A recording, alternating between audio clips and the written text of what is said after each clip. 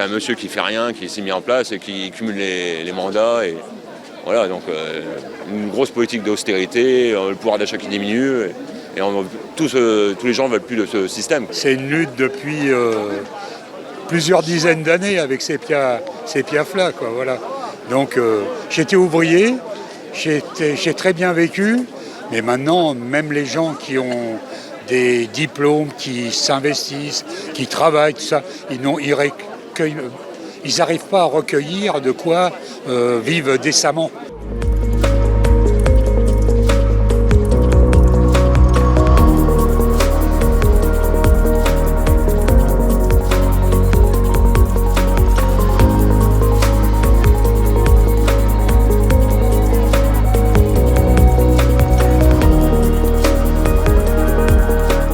J'ai l'impression que la vraie solution, ça serait la destitution de Macron. Parce que, franchement, où est-ce qu'elle est la solution aujourd'hui? On va en reprendre un autre, on va recommencer. Tant qu'il ne va pas y avoir clairement une majorité dans un parti, mais aujourd'hui je ne vois même pas comment, hyper compliqué. Ouais, je pense que peut-être ça serait une solution. Je pense qu'on va avoir encore un recommencement, sauf que c'est toujours une bonne chose de passer une étape. C'est toujours une bonne chose de tourner une page. Voilà. Donc c'est plus symbolique qu'autre chose en fait. Donc voilà, j'ai pas spécialement d'attente concrète de ça. Voilà, j'attends de voir ce qui se passera déjà après mercredi, ainsi qu'après la nouvelle nomination.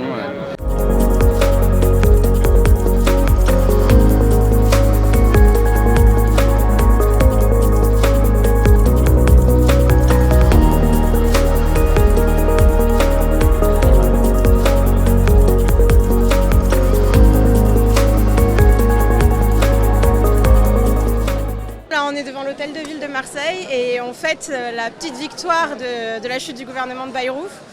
On espère que c'est que le début. On n'en pouvait plus en fait de sa politique, casse sociale, politique de guerre, rien du tout pour la Palestine, tous les gens qui sont pauvres, qui galèrent, qui sont dans la rue. Le peuple n'est pas écouté. Donc là c'est un petit moment de réjouissance, on se prépare pour le reste, mais moi perso je suis hyper contente de le voir Bayrou partir. On fait un pot de départ parce qu'on est content d'être débarrassé de François Bayrou. Ça fait 8 mois qu'il gouverne sans aucune légitimité. On ne comprend pas comment il a pu ne pas être viré au moment du scandale de Betaram et avec toutes les horreurs qu'il a couvertes. Et on ne comprend pas tout ce qu'on a subi économiquement de ces délires contre nous, quoi.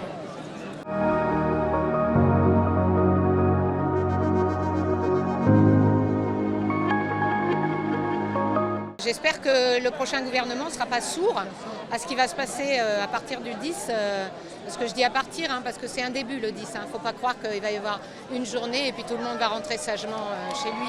Ce n'est pas ce qui est prévu.